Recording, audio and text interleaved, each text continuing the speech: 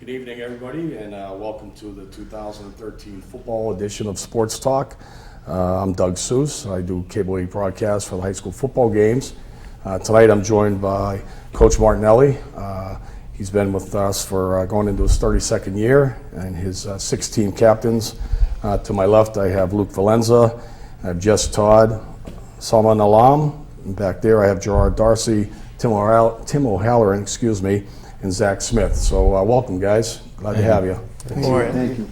Okay. I'm just going to start off a little bit. We'll talk coach first, and then we'll get into some questions with you guys.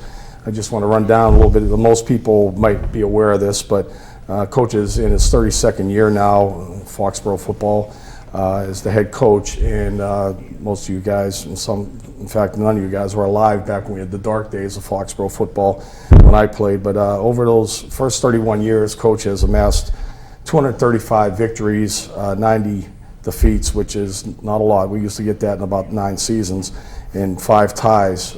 Includes a 8-3 campaign in 2012, which was a really good year for you guys.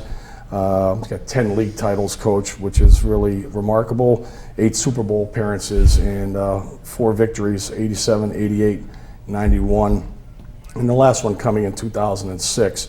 So quite a resume. You're a Hall of Fame coach. I know that you're not one for personal accolades. You always shy away from that and give credit to your team, and that's what a good coach does. But it does speak for your leadership ability, coach, and what you've brought to this town and to the youth of this town, building a program year after year in a very competitive Hawk-Mock league. So my first question to you, coach, is in your 32 years here at Foxborough, what has changed the most during your tenure? I'd have to say maybe the size of the school has shrunk a little, but yet we have more kids on the team and in the program now than we did when the school was 1,150 kids. Yeah. And what do you think leads to that, coach? Is it the success? Is it just because more kids really want to play football? What's your take on that? I hope the latter is, important, that the kids want to belong to something, and some days aren't always happy, but for the most part, I hope they wouldn't trade it for anything else in the world, because I certainly wouldn't. Okay, and this year's team, approximately how many boys do you have from the freshman team up through the varsity? Probably roughly 140 kids. 140, which would represent probably what, about a quarter of the male enrollment? Anyways, right? Anyway, yeah. So that is quite impressive. And again, back in those older days, we suited up 40 kids for an entire program. When we got up around 50, 60 kids, we thought that was a big team. And North Attleboro used to parade around the field before the start of every game. And now you guys are at that same level as far as numbers. And when you have numbers, you obviously have some success too, because you have more to draw from. Right. And it's being in the game, it's a war of attrition year in and year out. So, and we're also very fortunate that the town and the school committee provide these kids with what I consider the best equipment available to them, and that's a big plus too in terms of safety, but it's also a big plus in kids wanting to be part of that as well. Yeah, absolutely. In fact, one of the questions I had later, I'll ask the captains, is your whole uniform scheme. Some of the combinations are really, they're really nice to look at, and then some of the other ones, when you have bad eyes like myself, it makes it a little difficult on game nights trying to pick you guys out who's out there. So, that's why if you're ever watching a replay, don't say that Mr. Seuss can't. He doesn't know who I am. I do know who you are. I just don't know who you are out on the field. So, another thing, I was just curious over those 32 years, coach, is the league itself. I mean, the Hawk-Mock was intact for many, many years. And then over the last 5 years, we've started to expand a little bit. There was always rumor of it expanding, but it never did. Now we have it. Right. So what's your take on that? Well, I enjoy the expansion, but it was sad to see it split into 2 halves, and we don't play the same rivalries that the kids I know have always loved to be involved in, Right. you know, I mean, as far as the expansion is concerned, I knew the league wouldn't attract any small schools, so I knew it would only attract larger schools, and I think that kind of forced a hand in making it a large and a small. And with the new playoff system, crossovers are nil, other than ourselves playing Mansfield on Thanksgiving. Right, right. Besides winning, okay, to you, what is the most important goal for this team? This particular team or all the teams? We'll start with this one, Coach, and then I'll ask the boys the same Okay. question. I want them to end up feeling good about themselves, use the program and what I think the coaches have tried to provide as a stepping stone for the next level, not so much the next level of football, but the next level of their lives. Your personal growth. Going on to college, whether they continue to play the game or not.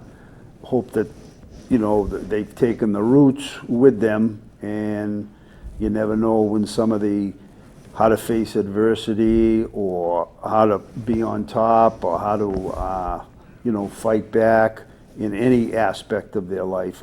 You really hope that takes place for them.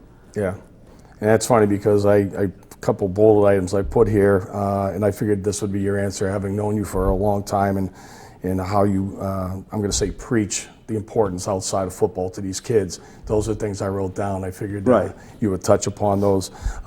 Luke, other than winning, what's a goal that you have for this season? Win our Hawk, finally win our Hawk, and definitely win the Thanksgiving game again.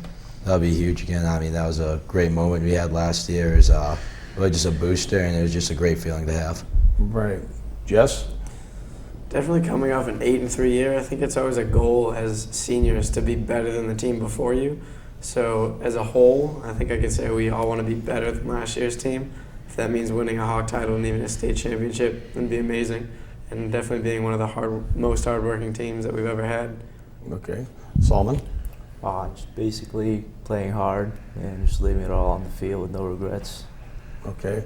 And how long have you been playing football, by the way? I'm just curious. I started freshman year. Freshman year. So you don't have as lengthy a career as some of these other guys who came up through a youth program. So you've worked harder in your shorter period of time to get where you're at now and being a captain and everything else, right? So it's quite an achievement on your part. I just wanted to make note of that. Thank you. You're welcome. Gerard, how do you feel? What's important to you other than winning this year or winning the Hawk? And is there anything else off the field, or is it just focus on the field? I'm going to say, we got to keep kids on the field by having them be prepared off with all the film, the studying. Just keep good habits, staying safe and having fun, So I feel like that's a big part of the game too, as well. Tim, your take on this? Just leave a legacy for Foxborough, make a name for Foxborough that last few years hasn't really been there, but last year we made a name for ourselves. Mm-hmm. Hopefully this year make it even bigger. Okay, and we'll finish up with the big guy, Zach. Kind of the same thing everyone's been saying. Kind of just grow as a whole team, a lot of team chemistry. Just come together as one unit and leave it all on the field. Yeah, in fact, that's another bullet item I had here was bonding. I'm sure that you guys are pretty much tight off the field as well. Maybe some of you play other sports together, hanging out. I do believe personally of all the sports that are available that the bonds that are made during football are tighter than any other. First of all, because you have a bigger group of guys. I mean, you could have a hockey team, a lacrosse team, you may have 20, 25 kids. You have a football team with 140. You're not going to be tight with all 140 kids, but I'm sure that there's a large nucleus that 20 years from now when you guys are having a class reunion, the one thing you're all going to have in common is football, besides your friendship, but it may have been predicated off your football career together. I know some of my friends to this day are guys I played with on a 1-9 team, and we joke about it all the time, but the best thing we got out of it was our friendships that have lasted a long, long time. So the chemistry and bonding is really important. Zach, I will say that. Last year at the team, you talked about the experience and wanting to do better than the previous team there, Jess. had 34 seniors on your team last year. That is a lot. I mean, again, out of 140 kids, 130 kids, but usually through attrition, as you mentioned, Coach, you get kids that drop off and some pop in at the very end of their senior year, which is always nice. But you had 34 seniors. How many do we have on this year's team? We're 28, I believe. 28. Yep. Okay. And from that team last year, again, there was a lot of experience. How do you regroup from losing that much experience? I mean, I know, I think I read in the paper you have 5 returning starters from last year's team. Right. The kids also produced an excellent junior varsity season and an outstanding freshman season.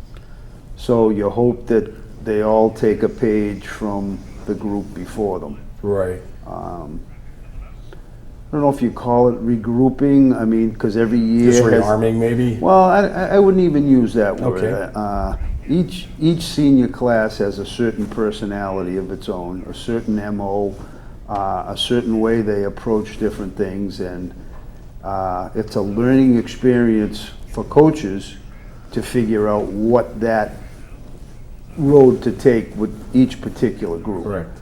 Because what you could do last year, not just X's and O's, but just in conversation or, you know, how you approach different things, how you challenge them, varies from year to year. So I Correct. think that makes it pretty interesting from a coaching perspective, Right. because we also learn from the various senior groups every year. All right. So Zach, what's your senior class MO? What's the special thing that separates you guys from last year's senior group that Coach and the other coaches have to figure out? I think we got to learn to play as one group, because we had a lot of kids last year, and they clearly had a lot of team chemistry and played with each other since they were young. But we just kind of learned to mold as one together. Yeah. Jess, what do you think? Kind of what I said earlier, more about hard work. I mean, like you said, we only have 4 or 5 returning seniors, so we can't really slack off at all. And we can't have any lack of effort. We need to really try and play to the best of our potential every practice, every game. Okay, and you got a good mix of underclassmen in with your starters this year, I believe. It's about a 50-50 mix. Junior class is pretty Yep. strong. Yeah. You guys may not want to admit to that, but they are your teammates. Yep. And I did see some of those JV games last year. And you're right, Coach. It was fun to watch football in Foxborough last Yep. year because you had 3 teams that every game they were in, Right. putting out an effort. Right. And, you know, I think that's important. And also your coaches. You want to talk a little bit about your assistant coaches that you have? I mean, what the job they do, getting the team prepared at the lower level, ready for the varsity. Right. Well, we'll start right with the freshman coaches. They're all Foxborough kids themselves, headed by Coach Dooley, your son, Phil Thomas, Jimmy Kaminsky, all kids who know the traditions, who know the community, who knows the family, and they all have good football minds in their own area of expertise, have generated a great following the last 2 or 3 years in terms of the freshman program. We go up to the coaches on the varsity level. Coach Heinrich does the line. Coach Boderi does the offense.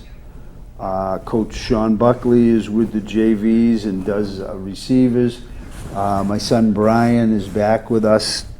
And Coach Bain. For the most part, I would say almost 100% are born and bred Foxborough people. And to me, that's huge.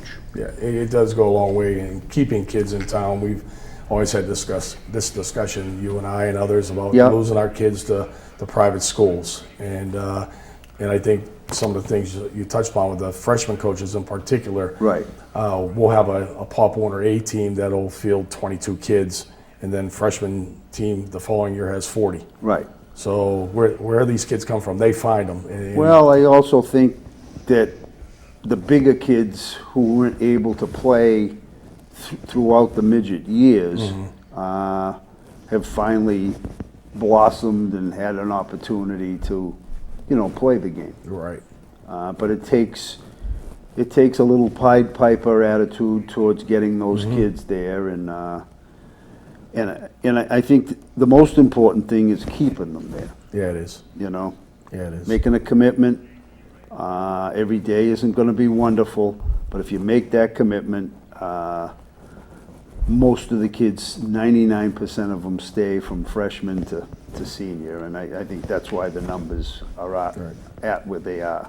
And I would assume, I know for a fact some of you are, but I would assume that all you were 4-year players in the system, right? Yep. Yep. And you've seen the change of the competition level and you know what you have to go through, the commitment, everything else. Freshman, you kind of think you know stuff, and then you find out you don't. Yep. And then by the time you're a senior, you're on the other side where you're actually trying to help your underclassmen out, right? It's something you do, Tim. I mean, is there anybody in particular that you find yourself working with to bring them along? I mean, I'm pretty close with the underclassmen, like Darren and all those like skills players that I always work with. Yep. And just encourage them to keep doing. Yep. Gerard, you do the same, or? Oh yeah, I've kind of grown on Connor McNamara. He kind of reminds me of me when I was younger, so kind of trying to build him into what he can be, what I see in him. So. That's good. And what about you, Luke? Is there someone who's, let's say, crazy as you are? I'll use that for a word. I mean, linebackers, there's someone next to me of Dave Henry, one of the underclassmen. I really like him. He's going to do a lot, and he's definitely going to improve throughout the year and be, I think, one of the best linebackers next year, if not this year. So, I would agree. I coached David, and for a skinny kid, he really hits pretty good. yeah, absolutely. He does, and I think Coach will say it's pedigree from his father, right, Coach? Well, I have to, without a doubt, and I have to say that all these captains and the seniors are really good to the younger kids, Excellent. you know, and that's something I can be very proud of. Oh, you certainly should Win, be. lose, or draw, Yeah, you know. yeah, and that keeps your program solid and sustained. Let's talk about the schedule. This is a little crazy this year. I mean, we just had a game the other night, and in a minute we'll talk just a little bit about that, not much. But 2013, we got this new playoff schedule. It's come in, and you guys, you know, in your division, we have the small schools of the Hawk, OA, Sharon, Canton, Stoughton, and now Milford this year. Even though Milford, I think, is a little on the large side myself. That's my own personal opinion.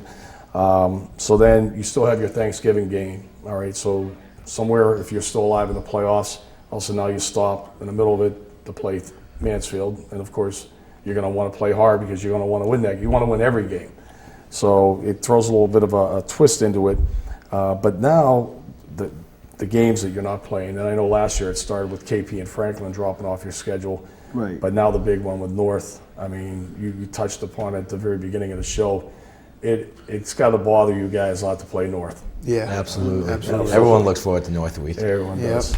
Doesn't matter how old you are. Right, and the irony of last year, I mean, the kids beat North, Mansfield, and Attleboro, and they didn't matter, other than to ourselves as Correct. kids and coaches. With 11 games, only 4 mattered. So I think the way they've changed the format, not so much not playing across, but the format makes you play 7 games that matter. Right. And then the next 3 matter as well. And of course, Thanksgiving with Foxborough, Mansfield will always matter. All right. So then, because of the games, as you mentioned, that matter, what is needed to qualify for the playoffs this year? What does your team have to do after 7 games to be included into the tournament, let's say? Well, I would say, I mean, it's hard to tell because we don't play anybody that's in our division other than Canton. Okay. Everyone else is a Division 1 or 2 above where we are enrollment-wise. Okay. So I think we still have to finish first or second in our half of the Hockomock, or could possibly be a wild card based on a power ranking. And that's where playing those bigger schools Right. come into play. Right, you still get points, win, lose, or draw against Okay. anybody, Okay. okay? So it's a strength of schedule type of thing. Yeah. Which definitely helps you guys out. Yeah. Okay. Yeah. So this isn't going to happen, but say you don't qualify, or a team that doesn't qualify. So after 7 games, they have some committee that then starts to make up their schedule. Right, it's kind of like the losers bracket in any other sport tournament. So God forbid that happens to you guys. All of a sudden, the committee says, "Hey, guess what? You're going out to Springfield to play some school out there because Right. you're going to go probably by enrollment size, similar enrollments." Well, right? it would still be within your division. Okay, still within your division. Right. So then that makes things really difficult for even planning purposes because you won't know till that week. So you try to get You film. probably know, well, with the huddle exchange, which is Okay. the whole film exchange on the internet, so to speak, makes it a lot easier. Okay. I mean, not like it The old was days of trading films and stuff like that. and 16 scouting. millimeter film and Right. that type of thing is gone. So, Okay. but it's still within your division. You just Okay. wouldn't know till probably Friday or Saturday of the Okay. previous week. And if you guys do make the playoffs and say then you get knocked out, so you don't advance to a Super Bowl, then 1 or 2 remaining games would still be scheduled for Back you. in the other half of the bracket. Gotcha. So I think all of us have those questions, see how things Right. are going to pan out. But Yep. the easiest way is to do what, Luke? Win them all. Win them all. Smart kid. The only thing that hasn't really changed is with the JV and freshman schedules, they're still going to play crossover games. Right.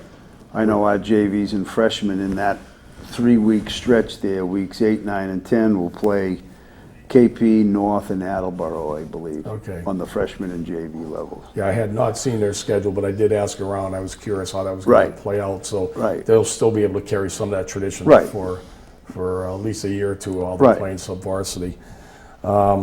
Real quickly, captains. Then, how are you guys chosen to be a captain? You know, Jess, team vote, coach pick you. You guys go all politicking. How are you guys chosen to be captains? Well, at the end of each year, coach just has everybody put as many names down as he thinks, or as you think should be. And I guess if whoever has the most out of everyone, he just picks it. Okay. So there's no rhyme or reason to a coach. 6 has been the magic number for the last couple of years. Right, So based on your size of your team, obviously, you know, you need that leadership. right. So And these are the 6 kids that, young men that were at the top of everybody's list. Some kids may put down 5 names, some kids may put down 2, some put down 6. right.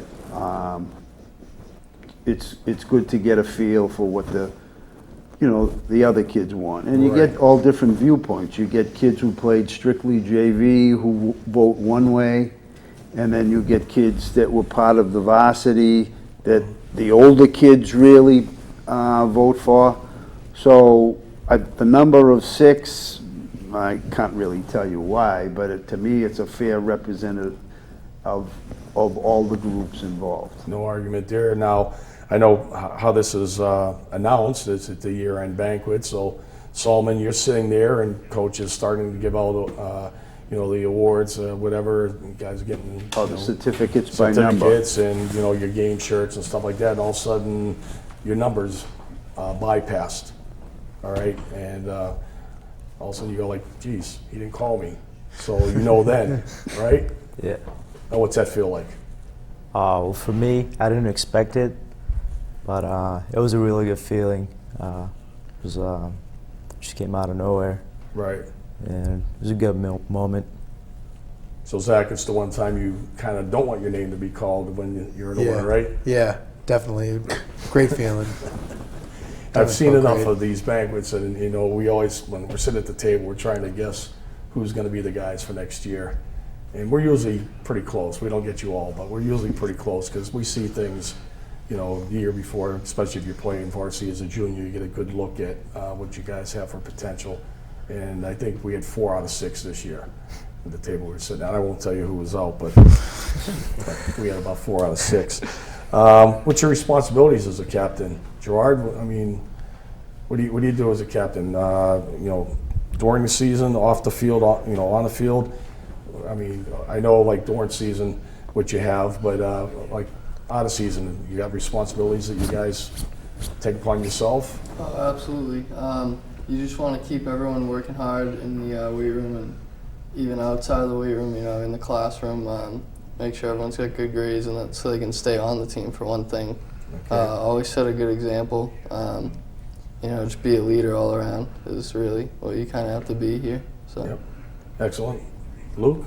He pretty much said you got to make sure everyone's working hard in the off season, and just even off the field, make sure they're doing the right things, and just working hard, being dedicated, and getting ready for the season. Excellent. Real quickly, we'll touch upon the game you had the other night. I know that Walpole is obviously a storied program like we are. Not the outcome we wanted, but when you look at the stats at the end of the game, actually you guys were ahead in a lot of categories. I think it's just when you got down to the red zone is where you struggled a little bit. The question is two questions I have is, Coach, is that a start of a new rivalry? And also, do you think that's the best team you'll face this year? Well, I hope so, on the latter The second question, correct. Okay. Right now, it'll probably be a reciprocal game next year, and then we'll take it from there. Take it from there. They're a tough team to play early. Oh, absolutely. Okay. And we basically dug ourselves, kids and coaches, because I think we all believe, and I think the kids believe it too, that we either win as kids and coaches or lose as kids and coaches. We dug ourselves a 16-point hole, yet we came back, made it 16-8,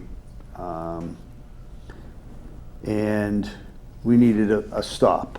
We needed a defensive series that was probably our best of the game, and their playmakers made some great plays, and the longer you do this, you realize the other team practices too. So Yeah, they do. you know, Yeah, they do. So this week we got Whitman Hanson, another good program. yep, Could be a challenge for you guys. yep. Okay. They're similar to us. They're graduated a lot of kids, so it should be a good game. Okay. You guys all feel good about this week? Oh, yeah. Absolutely. Good week of practice started up already? Absolutely. Okay. Excellent. Just one last thing for you guys. We're a couple minutes left here. Your feelings about Coach, guys. I'm all set talking to Coach as always. I love to talk football with Coach. But anything you guys specifically like to say about Coach, what he means to you? What, if there's anything in particular he's done to help you out, maybe even off the field? We'll go around the board real quickly. Luke? Absolutely. Coach is there for everything. Even off the field, he helps you out no matter what it is. He's just a great guy, and even a great coach, but even better guy. Jess? He definitely leads by example, and he'll take people under his wing and he'll help you out, win, lose, or draw. So he's definitely a great connection to have, and he'll love you either way. Absolutely. Salman? He's a great guy, takes care of all of us, and I'd say he's like a father to us. Very good. Absolutely. Gerard? He's definitely one of those guys who he's just great all around. He comes after school every day and just wants to know how your day was even, and nothing to even do with football. And it's just a good thing to have. So. Tim? Whether you play every play of the game or you never get in all season, he treats everyone like he has the same respect for every player out there. Excellent. great. Finish up with you, Zach. He definitely, as Jess said, definitely leads by example. He's a guy you want to idolize growing up. He loves you either way, whether you're, just like Tim said, whether you're off the field the whole game or playing all three ways. Just a great guy to look up to. Yeah. Coach, I know it kind of puts you on the spot there, but I just think it's important for people at home to understand what you mean to these young men and what you have meant to them for quite a few years now, a couple of decades. And it's just, I'm glad you guys shared those thoughts because as far as I'm concerned, Coach, I wish I had played for you. I never had the pleasure, but it would have been fun. And I probably would have ended up feeling the same way. So I want to close the show by thanking all you guys for coming tonight. I do wish you luck. And when you get back to the Ahern Field, I'll be up there calling the game and hopefully a lot more good stuff to call in the upcoming weeks. So once again, thanks for coming tonight, and best of luck in 2013, and let's see if we get another Super Bowl. Absolutely. Thank you. Sounds good. Thank you. You're welcome.